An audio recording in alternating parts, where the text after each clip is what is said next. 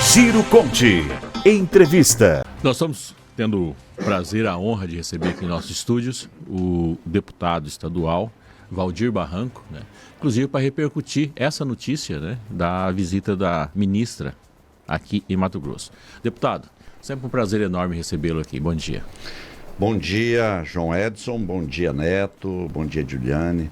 Bom dia a todos os que nos ouvem, nos acompanham aqui na Rádio Conte. É um prazer enorme estar aqui para a gente falar um pouquinho sobre a política mato-grossense, a Assembleia, as nossas ações e também sobre essa plenária que nós teremos na quinta-feira para discutir o PPA participativo. Acho que a primeira questão, o senhor que também é professor, né? A gente tem essa questão didática de explicar as coisas, né? O que é o PPA? PPA é o Plano Plurianual, é o plano do governo que está chegando, que foi eleito e assumiu no primeiro ano, e ele vai fazer um planejamento para os próximos 4 anos, que será submetido à aprovação do Congresso Nacional, se tornará uma lei de diretrizes, né, e que valerá, por exemplo, no caso do presidente Lula, valerá a partir de 24, 25, 26 e 27. Sim. Assim como o presidente Lula herdou o PPA, um ano do PPA do ex-presidente, o próximo presidente eleito herdará também um ano desse PPA que está sendo construído. O PPA, ele objetiva estabelecer as metas, as diretrizes, as prioridades, os objetivos para os próximos 4 anos do governo. Ele existe em todas as esferas do executivo. As prefeituras municipais, muitas vezes, a população nem sabe que existe porque não há essa discussão mais ampla. No Estado também, e também não há essa discussão mais ampla. E no governo federal. Infelizmente, os gestores do executivo, na maioria absoluta das vezes, fazem a opção de fazer um PPA dentro dos gabinetes, na área técnica, e encaminhar essa peça, que muitas vezes é até Ctrl-C, Ctrl-V, né, muito copia e cola, e que são encaminhados para os poderes legislativos e, na maioria das vezes, são inexequíveis também. É uma peça de fachada, né? Então, o governo Lula, eu quero dar aqui os parabéns, desde o início ele disse que faria isso, está inovando, está fazendo algo que a gente, nas administrações petistas, sempre priorizamos em fazer, ouvir a sociedade. E nessa quinta-feira será essa grande oportunidade aqui. Não será uma decisão que a sociedade ajudará a tomar para um dia, um mês, um ano. Será para os próximos 4 anos. Por isso é muito importante a participação de quem puder, principalmente das lideranças, lá no nosso teatro Cerrado Zumira Canavarros. Para as pessoas compreenderem, ela deve ser aprovada até o final do ano, né? Até o último dia legislativo de dezembro, né? No Congresso Nacional, e é ali que consta o desejo, né? Ordinário e não extraordinário da sociedade, para as pessoas entenderem. Extraordinário é que negócio, uma ponte caiu e precisa de resolver um problema, aí entra tal da emenda, uma série de coisas. Esse dinheiro, o que for aprovado dentro do PPA, não tem negócio de emenda não, ele já entra no orçamento, né? Então o governo já vai, à medida que vai entrando no recurso, ele tem a questão dos prazos, já vai entrando na questão do orçamento para executar, ou seja, passa a ser obras previstas ou ações previstas. Obras quando a gente está falando de infraestrutura, né? E ações quando a gente está falando de questões sociais. Tudo isso entra no PPA.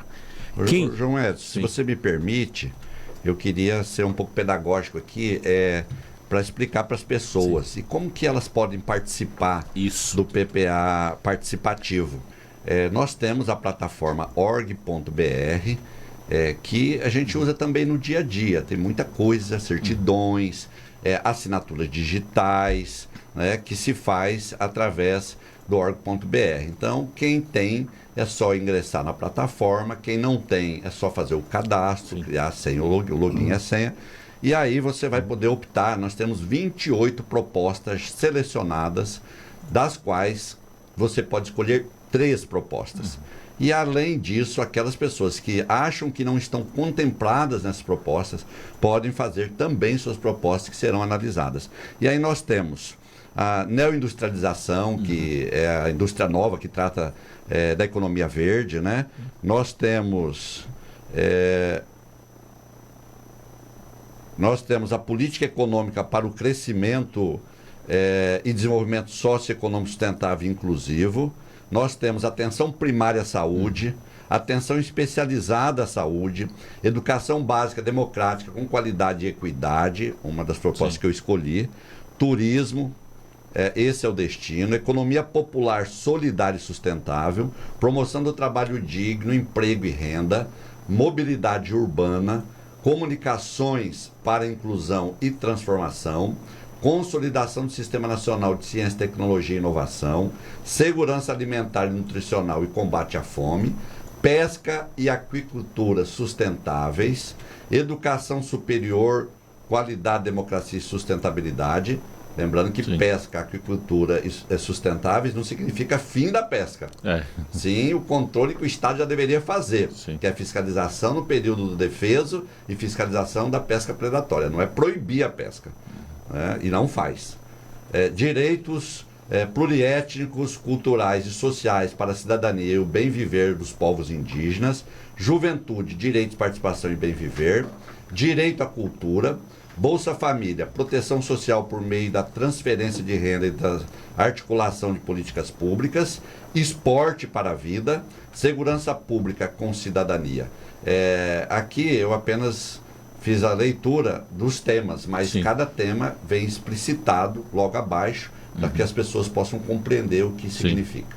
E dentro dela cabe um infinito número de projetos, né? Dentro de cada tema desse. Quem vai estar presente do governo federal em Mato Grosso nessa quinta-feira? Além da ministra... Isso, a ministra Simone Tebet, que é a ministra do Planejamento e Orçamento do governo federal, um ministro importante, que às vezes as pessoas não ficam muito na mídia, que é o secretário-geral da Presidência da República, Márcio Macedo, que tem status de ministro. Márcio foi nosso deputado federal, e por Sergipe, né? E ele é um homem de muita confiança do presidente Lula, tanto é que todas as eleições ele é o coordenador financeiro das campanhas do presidente Lula, e nessa, inclusive, abriu mão, a pedido do presidente, de ser candidato à reeleição a deputado federal para fazer essa coordenação financeira. E também, lógico, nós temos aqui um ministro do Estado, que é o Carlos Fávaro, a professora Rosa Neide, que está na direção da Conab, Valtenir Pereira está ajudando junto com o Renato Simões nessa coordenação. Renato Simões é de São Paulo, Valtenir daqui, está acompanhando, já está aqui também. Então eu tenho certeza que nós teremos uma atividade muito boa, e é importante destacar, nós não vamos ficar lá o dia todo discutindo, por isso que nós já temos a plataforma, as escolhas, para no final nós fazermos esse trabalho mais político, né, para que possa ser levado a orçamento. Qual a importância de prefeitos participar? É muita importância.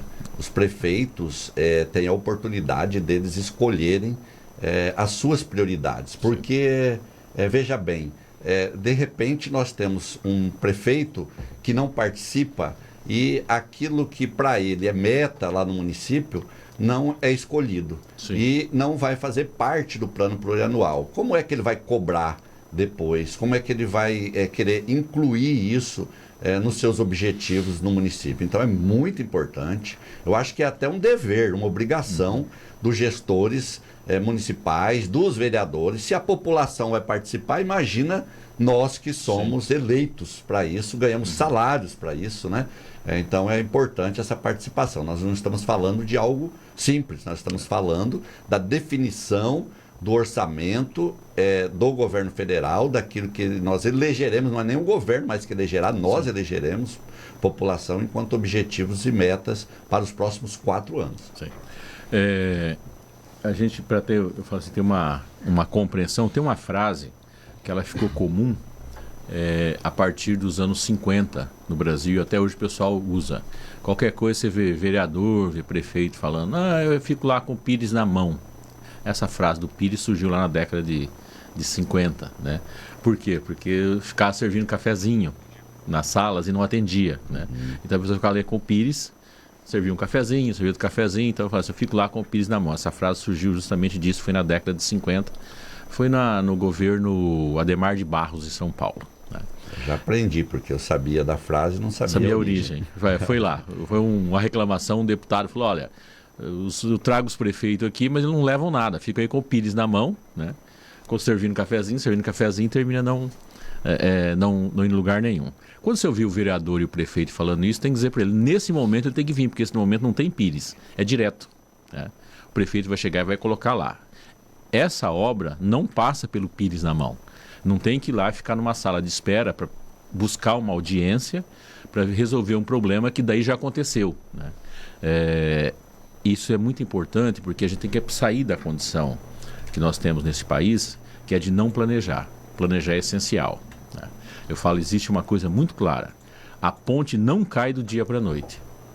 Então tem que saber antes qual que é a durabilidade da ponte para mim refazer ela. É um mau gestor, lógico, quando falando de gestor, aqui não estou falando do cara que acabou de assumir, é uma situação diferente, né? Mas não existe planejamento no município, existe maus gestores quando a ponte cai. Porque ninguém conseguiu ver essa ponte antes, nem uma ponte despenca do dia para a noite. Ela leva um tempo para isso. E nós somos o país que sempre corremos atrás da ponte caída e não da previsão de já ter uma reformulação para não ter interrupção de trânsito. Estou citando a ponte, mas isso serve na saúde, serve na educação, num conjunto de coisas. Aí a importância da participação dos prefeitos, a participação dos vereadores, dos eleitos e da população em geral, quando todo mundo pode participar. Deputado, qual que é a expectativa de público para essa vamos chamar tem que chamar de assembleia, né? Porque o nome original dela é uma assembleia, né? Assembleia. Nós estamos aguardando um público para lá de 300 participantes, sim, né? Levando em consideração que será uma participação irrestrita, né? Sim. Ampla, mas que também as lideranças possam participar. Então acho que um público aí para além de 300 pessoas é um bom público.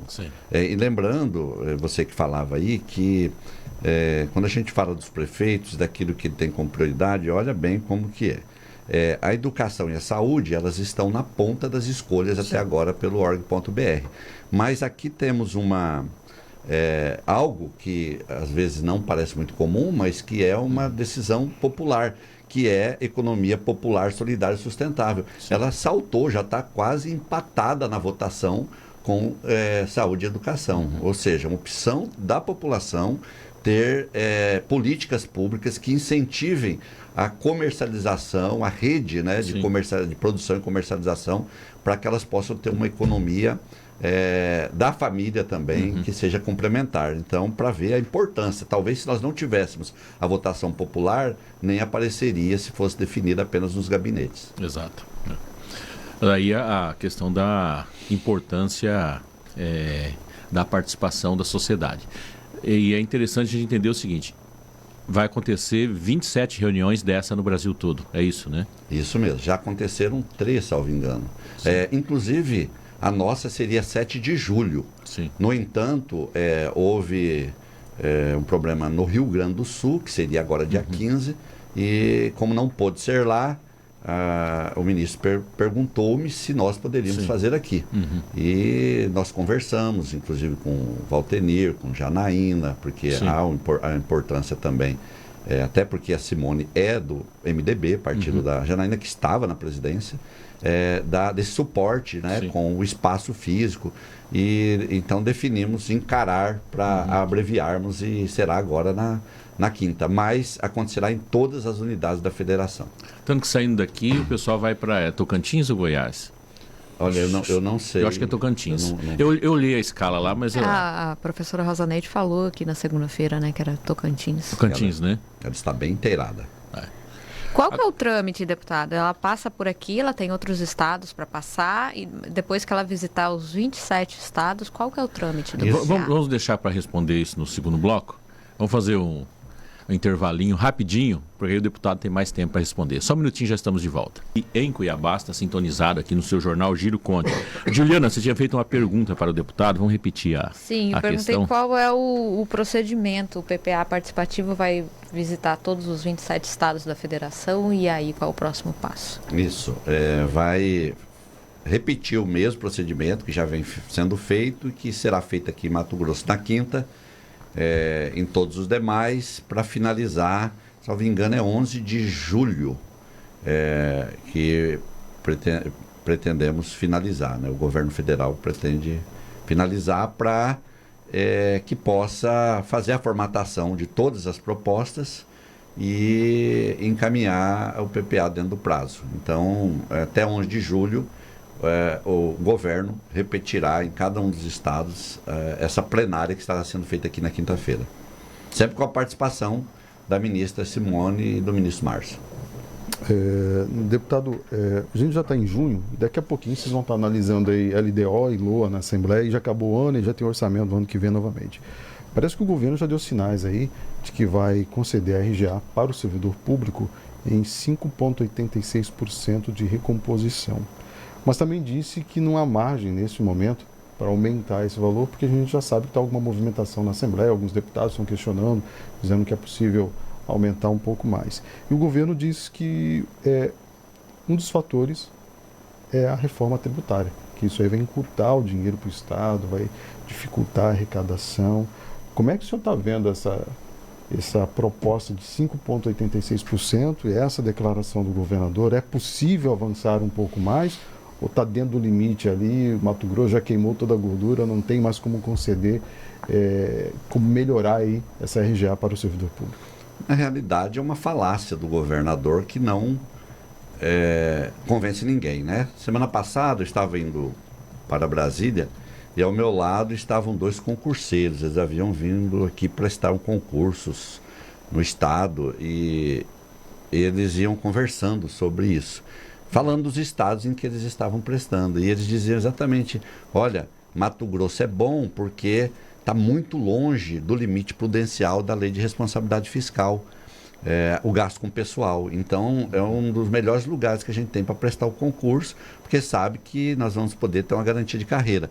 Então, é mentira essa história. Nós estamos gastando um pouco mais de 30%, de 54%, 51%, que é o limite prudencial, 54%, que é o limite máximo da LRF. E o governo, infelizmente, faz uma gestão que ela desconecta com aquilo que nós estabelecemos enquanto o serviço público de qualidade, que é ofertado por servidores públicos qualificados e bem remunerados, né? Eu vejo, por exemplo, na educação, o governo de Mauro Mendes é um péssimo governo da educação. E às vezes ele vem querendo dizer que ele está se baseando no estado do Ceará. Porque hoje é a melhor educação. Tanto é que o ministro foi escolhido pelo Lula, Camilo Santana, que foi governador por 2 mandatos, eleito senador. Mas é muito diferente do Ceará. O Ceará tem políticas estratégicas para a educação há 20 anos. E lá, também, para além dos 25% constitucionais de aplicação na educação, tem outros recursos de impostos, que são criados pelo governo para investimentos exclusivos na educação. Então a educação lá é prioridade, por isso funciona. Aqui no Mato Grosso não. No Ceará, por exemplo, o piso, que já foi corrigido 2 vezes agora nos últimos anos, todo ano é corrigido, né? Mas nos últimos anos não tem sido cumprido pelo estado de Mato Grosso. O governo do ex-presidente da República deu uma correção de mais de 30%, o Mauro Mendes não cumpriu. Agora, novamente, o governo do presidente Lula trouxe uma nova correção, ele não cumpriu. E o que é o piso? Desde 2008 nós temos uma lei, porque antes disso nós tínhamos disparidades entre os estados e municípios muito grandes, né, entre o pagamento de salário de professores. E a partir de 2008, o presidente Lula encaminhou, aprovou e sancionou a lei do piso, que estabelece que tem que ter um piso mínimo. Mato Grosso estava muito além, mas hoje nós, nesse governo do Mauro Mendes, já estamos ficando atrás do piso. Ou seja, o Sintep, inclusive, disse que nós já estamos atrás do piso. Mas nós corremos o risco daqui a pouco nós estarmos no subpiso, abaixo do piso. Isso é inadmissível para um Estado que cresce tanto. Então, infelizmente, o governo mente. A educação foi a que mais perdeu. Se nós considerarmos no início do governo do Mauro Mendes para hoje, eles já estão defasados em mais de 60% do salário deles. Porque não tem RGA, a RGA é ínfima, não tem o poder de dobra do salário, que é a Lei 510 de 2013, que ele deixou de cumprir, ela está em vigor, ele não cumpre. Infelizmente, o próprio Ministério Público também fecha os olhos para isso. Se fosse um prefeito aí da capital, ou mesmo do interior, o Ministério Público já tinha ingressado com ação de improbidade contra, por não cumprimento, por descumprimento, mas fecha os olhos. E o piso. Então o governo do estado mente, ele tem condições sim de fazer essa correção. Infelizmente nós vamos tendo cada vez mais servidores que estão desestimulados. Inclusive é um governo que aplicou 14% em aposentados e pensionistas. As pessoas já estão no período de gozar da sua aposentadoria, um período que gasta mais com saúde, com remédios, e ele está retirando 14% e não tem o menor compadecimento dessas pessoas. Um governo frio, calculista e que traz muitos prejuízos para a população mais pobre. Agora nós vamos para Mirassol do Oeste com o nosso parceiro Tadeu Benites. Bom dia, Tadeu. Muito bom dia, João Edson, bom dia aos companheiros da rede e bom dia ao nosso entrevistado, o deputado Valdir Barranco. Deputado, recentemente o governo do estado anunciou uma espécie de moratória da pesca, proibindo o transporte do pescado de rio por 5 anos. O peixe é um componente importante na dieta do mato-grossense.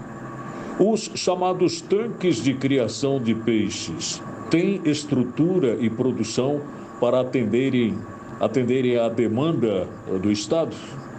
Por outro lado, esses criadouros serão devidamente fiscalizados tanto no aspecto tributário quanto de sanidade? De Mirassol do Oeste, Tadeu Benites. Tadeu, bom dia a todos os ouvintes aí da região de Mirassol do Oeste. Na realidade, o governo vem agindo com má fé nessa questão do projeto da cota zero, Nós já tivemos esse projeto derrotado na Assembleia Legislativa no primeiro ano do governo do Mauro Mendes. Realizamos várias audiências públicas. Acho que naquela época o Botelho conduziu muito bem, oportunizou essa discussão democrática em todo o estado e a população foi severamente contra essa implantação. Ficaram alguns encaminhamentos na época que o governo não cumpriu, como, por exemplo, ele ampliar a fiscalização no período do defeso, no período da Piracema. E também ampliar a fiscalização da pesca predatória. Não fez. Nem ele fez, e nem porque tem muitos prefeitos que desejam fazer a fiscalização, mas o governo precisa fazer um acordo de cooperação para transferir para eles esse compromisso e responsabilidade. Não fizeram absolutamente nada. Nós tivemos nesse período, inclusive, mortandade de peixes aqui na usina de Sinop, por 2 vezes seguidas, em função de a SEMA ter se omitido na fiscalização, na liberação do projeto, porque era para ser retirado a matéria que lá estava, madeira, árvores, e não foram retirados para que a empresa economizasse na construção. E depois, diante da mortandade, nada foi feito. Portanto, o governo vir falar que ele está preocupado com os peixes, é mentira, Nós temos, inclusive, muitas espécies exóticas que estão ocupando os rios por conta dessas usinas e que estão acabando com as espécies que são nativas. E o governo não tem um plano para isso, não faz nada. Agora, de uma hora para outra, sorrateiramente, ele encaminha para a Assembleia Legislativa, em regime de urgência, um projeto que é para vigorar a partir de 2024 ser aprovado. Então ele está mentindo. Nós não temos urgência nisso, a urgência de não discutir, e podem escrever. Nós vamos fazer uma audiência pública hoje, que vai estar completamente lotado o espaço, não tenho dúvida disso, na Assembleia Legislativa, pelos pescadores profissionais.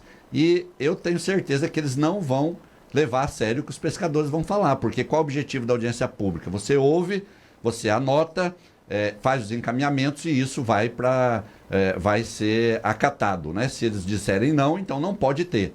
Se eles disserem, olha, vamos então fazer um acordo, nem muito para lá, nem muito para cá, tem que ser mudado o projeto. Mas o governo, eu acho que vai ouvir e fazer de conta que nem existiu para manter o seu projeto. E aí eu finalizo aqui dizendo, tem boi nessa linha.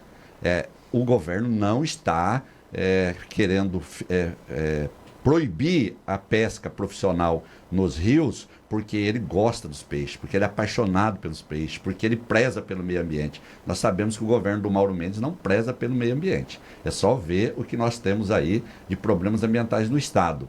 Ele está fazendo isso porque tem outros interesses escusos por trás disso e que nós gostaríamos muito de saber quem é que vai ser privilegiado com 10 mil pais de famílias que ficarão sem emprego. Então, o que o governo tem que fazer, e que nós defendemos, é que haja fiscalização da pesca predatória e no período da piracema, porque cientificamente está demonstrado há mais de 500 anos, isso começou com os indígenas, né, que quando você não pesca na piracema, a população dos rios ela se repovoa normalmente. Agora nós vamos para Pontes Lacerda com o nosso parceiro Antônio Luiz. Bom dia, Antônio Luiz. Bom dia, João. Bom dia também, deputado Barranco. Deputado, eu tenho a ideia de um pescador aqui da nossa região que fala justamente sobre o governo estudar a possibilidade de reduzir a régua da pesca, ou seja, o tamanho de peixe pescados em Mato Grosso, o que já iria ajudar e muito. O que o senhor acha disso? Antônio Luiz de Pontes Lacerda. Antônio Luiz, eu acho que todas as ideias são bem-vindas, né? É algo que a gente pode, inclusive, estar levando na audiência pública. O governo precisa encontrar esse meio termo que, infelizmente, não está muito disposto. Eu fico, às vezes, até preocupado, porque eu sou do Nortão, então lá nós não temos muito a pesca profissional. Mas aqui na Baixada Cuiabana, ela é muito intensa, é algo cultural, tradicional. E, infelizmente, nós temos a maioria dos deputados que são aqui da Baixada e que estão se colocando a favor do projeto do governo e contra os pescadores. Então eu não consigo entender onde é que vai isso. Então é importante que os pescadores possam se manifestar democraticamente, possam ocupar os espaços da Assembleia Legislativa, tanto na audiência pública quanto na votação, possam fazer uma peregrinação pelos gabinetes e cobrar os seus deputados, até porque muitos deles votaram nesses deputados, e cobrar para que eles não fiquem aí nesses próximos 5 anos desempregados ou sendo mão de obra barata dos grandes produtores que querem se apropriar desse mercado do peixe, porque tem dinheiro, tem capital, querem fazer grandes criatórios de peixes para comercializar e utilizar essa mão de obra barata, ou do turismo. Inclusive esse artigo 19, que eu já apresentei uma emenda para suprimi-lo, é uma vergonha. O artigo 19 diz o seguinte, que está proibida a pesca, ninguém pode pescar, a não ser os donos de hotéis pousadas, né, e pousadas. Então, para esse está liberado. Ele pode ir lá, pôr o pessoal, por exemplo, o pescador que não tiver mais esse emprego, ele pode ser contratado por essas empresas, vai lá, pesca à vontade, traz ali e é consumido através do restaurante dessas empresas. Então, é um absurdo e eu acho que é hora deles se manifestarem. Não vamos ficar dentro de casa confortáveis, porque a coisa realmente não está boa. Inclusive, a ideia lá do Antônio Luiz, através de um pescador que procurou ele, eu encaminhei para o deputado Avalone e encaminhei também para o seu WhatsApp, deputado Valdir Barranco. Muito obrigado. Então, o Antônio Luiz está na mão de 2 deputados, pode anunciar aí o nosso ouvinte aí de todos os dias. Agora, 7h40... Eu só quero aproveitar para dizer assim, olha... o deputado Barranco, ele quer que acabe com os peixes, é contra proibir a pesca. Eu sou biólogo, para começar. Sim. Sou biólogo. E eu sei que o governo está fazendo, sem estudo técnico nenhum, científico nenhum, porque não tem comprovação, então ele não vai encomendar um estudo sério, de uma universidade séria, porque ele sabe que ele está errado. não é o correto, que proibir a pesca não resolve, que o que ele tem que fazer só vai trazer desemprego e fome. O que ele tem que fazer é fazer a proibição e a fiscalização nos períodos estabelecidos pela ciência. O período da piracema e na pesca predatória. É só isso, não precisa fazer mais nada. Deputado, sempre um prazer enorme recebê-lo aqui. Queria desejar que a reunião no PPA seja sucesso, né? O senhor que está à frente disso, que a gente possa, que os municípios, que o Estado de Mato Grosso possa registrar as nossas necessidades aí para os próximos 4 anos, né? Que é muito importante. Essa é uma política de governo e não de presidente. Então, acho que é muito importante a participação da sociedade. E o senhor tem um minuto aí, fica à vontade para dar um tchau para os nossos ouvintes, um até breve. Daqui a pouco estará de volta o nosso microfone de novo. Eu quero agradecer, e é importante dizer isso, né? Política de governo, de Estado, uma política que tem que permanecer, né? Tanto é que o PPA avança para o mandato seguinte. O meu abraço aí ao professor Vivaldo, nosso economista, que trouxe aí boas notícias, né? O PIB crescendo. O ministro Haddad já dizia isso, que muitos se surpreenderão, e está muito otimista. Muito obrigado por essa oportunidade aqui. Quero voltar mais vezes, quero voltar aqui depois para falar sobre saúde. A saúde do Estado está um caos, viu? Em Alta Floresta fecharam o hospital regional, os prefeitos estão desesperados e eu tenho aconselhado que eles têm que se mobilizar, né? Porque tudo vai cair no colo deles. Então, muito obrigado. Estou indo lá para a nossa audiência da pesca. E na quinta-feira nós teremos, então, o PPA participativo. Lembrando que amanhã teremos sessão e será bastante agitada pelo jeito. Um forte abraço, um prazer imenso e vamos curtir aí esse tempo bem ameno aqui, esse clima maravilhoso. Obrigado. E já ficamos combinado aqui que posterior o deputado volta para falar da reunião, o que foi as conclusões dessa reunião. Eu já recomendo aqui convite ao deputado Valtenir, que está acompanhando, para que ele possa vir falar um pouquinho também sobre essa atividade de quinta. Muito obrigado. Giro Conte.